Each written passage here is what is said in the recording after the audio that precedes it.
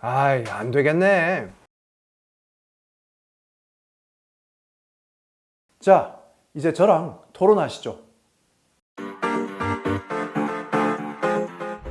원하는 것은 주거와 일자리 아닙니까? 네. 그러면 100만 원씩 1년에 나눠준다고 해도 한 달에 8만 원밖에는 안 되니까 청년들을 위한 그 주택 마련에 전부 투자를 하는 것이 그것이 더 좋은 방안 아니겠습니까? 안 후보님, 주거도 필요하고 현금 복지도 필요합니다. 집이 있다고 벽지 뜯어서 먹고 살 수는 없죠. 좋은 삶을 위해서는 다양한 기본권을 갖춰야 하는데 그중 하나는 중요하고 하나는 중요하지 않다라고 말씀하시면 안 됩니다. 넉넉한 가정에서 성장하셔서 그런지 지금 청년들 현실을 너무 모르는 것 같습니다. 청년에게 기본소득 필요합니다. 첫째는 시간을 되돌려주기 위해서입니다. 지금 청년들 대출금, 학자금, 월세 이거 내기 위해서 알바 두세 개씩 하고 있습니다. 기본소득이 지급되면 최저임금 기준으로 적어도 한 달에 7일은 일을 줄이고 여유시간을 가질 수 있습니다. 둘째로 청년들이 노동시장에서 적절한 일자리를 고를 수 있는 힘을 가지게 됩니다. 우리 안철수 후보님, 윤석열 후보님은 유복한 가정에서 자라셔서 의사 공부하고 사법시험 10년씩 공부하실 수 있었지만 대부분의 청년들은 돈이 없어서 불안한 일자리를 선택할 수밖에 없습니다. 기본소득이 주어지면 적절한 소득을 보장하고 내가 하고 싶은 일자리를 선택할 힘을 가지게 됩니다. 재원이 굉장히 많이 드는 걸로 저는 계산이 되고 있습니다. 저희들이 계산해 보니까 연간 80에서 400조, 5년간을 하면 400에서 2000조 정도가 됩니다. 엄청난 규모의 돈 아니겠습니까? 안철수 후보님, 저 오준호의 기본소득 정책에 관심 가져주셔서 진심으로 감사합니다. 저 오준호는 월 65만 원 기본소득 지급하자는 계획입니다. 연 380조 원 정도가 들고 5년이면 2000조 가까운 예산 드는 거 맞습니다. 그런데 여기서 한번 여쭤보겠습니다. 지금 우리나라 상위 10%가 하위 50%보다 소득으로는 14배 많은 소득을 올리고 자산은 52배 많습니다. 이러한 불평등, 안 후보님은 어떻게 해결하실 생각입니까? 기본소득은 단지 돈을 나눠주는 것만이 아닙니다. 불평등을 타파하자는 것입니다. 해외의 석학들은 GDP에서 25% 정도는 기본소득으로 분배하라고 합니다. 우리나라 GDP가 2000조쯤 되니까 연간 500조 정도는 기본소득으로 재분배하라는 것이죠. 안 후보님은 불평등, 양극화에는 동의하시면서도 기본소득과 같은 재분배 계획만 나오면 벌벌 떱니다. 이것은 안 후보님이 부자들, 기업가들 입장에만 서 있기 때문입니다. 그리고 저는 재원계획 다 냈습니다. 기본소득 목적세로 연간 240조를 마련합니다. 기존 소득세제의 비과세, 감면을 축소하고 폐지해서 100조를 마련합니다. 기존 현금 복지를 점진적으로 통합해서 50조를 마련합니다. 여기에 기본소득 그 자체에도 과세를 합니다. 제가 분석해 보니까 기본소득을 지급하면 생산과 소비가 촉진돼서 투입한 재정 대비 3분의 1 정도는 소득세나 법인세나 부가가치세로 세수로 다시 되돌아오는 것을 확인했습니다. 이만하면 안 후보님이 걱정하시는 건전재정에 가장 잘 부합하는 것이 바로 저의 기본소득 같은데 함께 하실 생각 없습니까? 청년들의 상황이 너무 어렵습니다. 정말 지금은 희망을 가지기도 어려워서 결혼도 포기하고 다음 세대는 나보다 더 어려워질 거라고 믿어지니까 출산도 포기하는 아주 심각한 상황입니다. 소득보전 조치가 필요합니다. 아버지 부양하는 2만 원이 없어서 유기치사죄로 처벌받는 청년도 있습니다. 이재명 후보님은 청년에게 연간 100만 원의 기본소득을 지급하자 이렇게 주장하고 계시죠? 그 정도 될 겁니다. 이재명 후보님, 그 정도 액수로는 핸드폰 통신비 정도는 지급할 수 있지만 공정한 기회의 출발선을 만들어줄 수 없습니다. 적어도 청년에게 알바, 일자리 하나 정도 줄일 수 있는 액수는 보장해줘야 합니다. 말이 나온 김에 지금 후보들의 청년 정책 좀 비판하려고 합니다. 우리 후보들은 청년들이 마치 대한민국에 놀러온 외국인 관광객 취급을 하고 있습니다. 대한민국에서 청년기 보내고 다른 데로 가는 것 아닙니다. 이 나라에서 중년, 노년까지 살아야 합니다. 그런데 노후의 삶이 불안할 것 같으니까 지금 청년들이 불안해서 연끌하고 부동산, 주식, 투자에 매달릴 수밖에 없는 겁니다. 그렇다면 해답은 평생에 걸쳐 삶을 보장하는 든든한 복지국가를 만드는 것이죠. 이런 대담한 체제 전환을 시도할 생각은 하지 않고 청년들에게 이거 해줄게 저거 해줄게 하는 시혜적인 태도에서 벗어나야 합니다. 기본소득은 우리가 모두 함께 가지고 있는 이 공동 재산에 대한 권리입니다. 모두의 몫을 모두에게 나누자는 겁니다. 그래서 저는 충분한 기본소득 지급 약속합니다.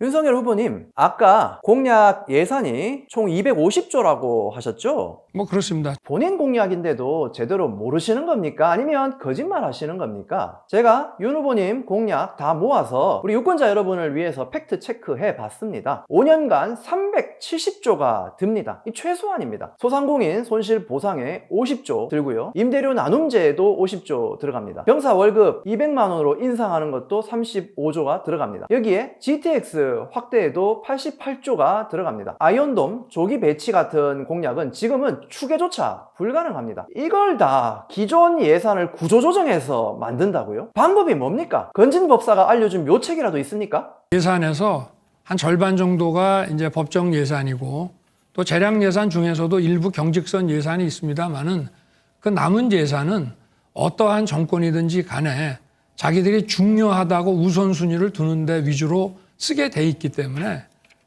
그 지출 구조 조정을 얼마든지 할 수 있고요. 또 이 경제 그 성장에 따라서 많은 규제 완화라든가 기업에 대한 그 성장 지원을 통해서 자연 세수 증가가 일어나고 있습니다. 그렇게 해서 그걸 합치면은 1년에 한 50억 정도의 선거 공약과 관련된 50조 정도의 예산을 쓰는 거는 뭐 어느 정부에서나 크게 무리가 없이 가능했습니다. 네. 거짓말 마십시오. 재량 예산 300조 가운데 최대로 30조씩 쓴다고 해도 윤 후보 공약 이행하려면 1년에 70조 원을 끌어와야 합니다. 어떻게 마련하실 겁니까? 국세의 자연 증가분 말씀하셨는데 2017년에서 2020년까지 4년간 증가한 세수가 30조입니다.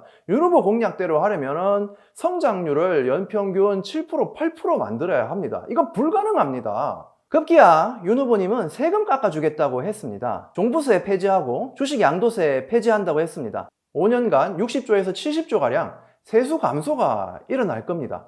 거기에 더해 재정 준칙도 만든다고 했습니다. 국채 발행도 규제하겠다는 겁니다. 저는 윤 후보님 공약은 거짓 공약 아니면 거덜날 공약이라고 봅니다. 심상정 후보님께 질문 드리겠습니다. 저는 이번 추경에서 전국민 재난지원금을 지급해야 한다고 생각하는데 심상정 후보님은 어떤 입장이십니까? 저는 코로나 시기 초반에 전국민 재난지원금 주자고 했습니다. 왜? 그때는 피해가 특정되질 않았어요. 그리고 우리 국민 모두가 새로운 상황에서 충격을 받고 또 다들 필요했기 때문에 그런 위로금조에 재난지원금을 주자고 했어요. 위로금조라는 말씀 대단히 유감입니다. 코로나 위기가 확산됐을 때 전 국민이 피해를 입었습니다. 방역에 적극적으로 협조했습니다. 그러한 국민들에 대한 당연한 보상이었습니다. 위로금이라는 말은 전 국민 재난지원금에 대한 심상정 후보님의 인식을 보여주는 것 같아서 실망스럽습니다. 이어서 질문 드리겠습니다. 작년 10월에 정치권에서 전 국민 재난지원금 논의가 있었습니다. 그때 심 후보님께서는 국민 세금은 꿀단지가 아니다 라면서 반대를 하셨는데요. 지금도 같은 입장이십니까? 저는 재난지원금 주는 거 반대하지 않습니다. 근데 중요한 건 뭐냐면은 아까 말씀드린 것처럼 소상공인들이 손해배상을 받아야 될 그 권리는 주고 그 다음에 더 주든지 말든지 논의를 해야 되는데 소상공인 손실 보상할 걸 가지고 자기들이 뭐 재난지원금을 준다 뭐 몇만 원씩 준다 이거는 저는 그건 월권이라고 생각해요. 근데 소상공인의 피해 보상은 그들의 권리인데 그걸 주고 나서 그 다음에 이야기를 해야지 그걸 가지고 자꾸만 내 정책 마케팅에 쓰는 것은 저는 안 된다고 봅니다. 결국 그건 기재부 논리입니다. 기재부는 재원이 한정되어 있다면서 전 국민은 안 되고 자영업자만 주자, 국민을 주더라도 보편은 안 되고 선별해서만 주자 계속 이렇게 주장해 왔습니다. 그러한 기재부 논리에 정치권까지 덩달아 따라간 결과가 뭡니까? 다른 나라에 비해 턱없이 적은 코로나 대응 재정 지출이었습니다. GDP 대비 일본은 45%, 독일은 43%의 재정을 코로나에 대응해서 지출했습니다. 그런데 한국은 고작 16%밖에 지출하지 않았습니다. 코로나 2년 동안 정치권은 기재부의 저항에 꼼짝 못했습니다. 그리고 기재부 논리를 앵무새처럼 반복하는 정치인들이 이 상황을 악화시켰습니다. 거기에 심상정 후보도 끼어있다니 참으로 유감입니다. 기재부 논리를 그대로 따르면서 진보정당 자처하는 것, 저는 모순이라고 생각합니다. 소상공인 손실보상 당연히 합니다. 저는 소상공인 손실보상법 시행령 고쳐서 손실보상 100% 하자고 주장했습니다. 그런데 자영업자만이 아니라 청년, 예술인, 독박 돌봄 하고 있는 주부, 불안정 노동자 지금 다 피해자입니다. 국가 부채를 발행해서라도 틈새 없이 전 국민 지원해야 합니다. 기재부 논리에 휩쓸릴 게 아니라 충분한 재정 지출로 전 국민 코로나 피해 회복을 지원해야 합니다. 그리고 증세를 통해서 코로나 회복 지원을 기본소득으로 발전시켜 나가야 합니다. 네, 저는 지난주에 이어서 연금에 대해서 좀 여쭤보고 싶습니다. 국민연금이 빈부격차를 완화시키겠습니까? 증가시키겠습니까? 저는 현재의 기여형 연금 체계는 양극화를 더 벌릴 수 있다고 생각합니다. 그런데 국민연금 자체가 국민들에게 훨씬 많은 혜택을 돌려주는 그런 제도다 보니까 국민연금이 지금 상태로 시행이 된다면 오히려 더 형편이 나은 분들이 더 많은 혜택을 누리고 형편이 어려운 분들이 혜택을 못 누리는 것이죠. 그래서 저는 가장 우선순위는 지금 현재 우리나라 복지제도에서의 다른 분께 좀 질문 사각지대를 없애는 부탁드리겠습니다. 것이다. 안 후보님, 그 사실을 알면서 왜 기본소득에 반대하십니까? 전 국민 기본소득이야말로 사각지대를 없애는 가장 효과적인 방안입니다. 안 후보님의 연금 개혁에 대한 관심 좋다고 생각합니다. 그런데 문제의 핵심을 좀 보셨으면 좋겠습니다. 연금만 놓고 보면 결국 요율을 높이고 가입기간 늘리고 현재 세대의 양보를 요구하는 것, 그 이상 할 수가 없습니다. 중요한 것은 우리가 다른 노후 보장 제도가 부실한 나머지 국민연금에 과도하게 의지하고 있다는 사실입니다. 나이 들어 불안정한 일자리를 전전하는 그런 삶 대신 존엄한 노후를 보낼 수 있게 할 수 있습니다. 저는 우리 후보들이 모든 사람이 경제적인 자유를 누릴 수 있는 기본소득이 있는 복지국가를 합의했으면 좋겠습니다. 말 나온 김에 심상정 후보께도 한 말씀 드리겠습니다. 안철수 후보가 연금개혁 말씀하시니까 심상정 후보도 진보의 금기 깨기 언급하면서 연금개혁을 주장하셨습니다.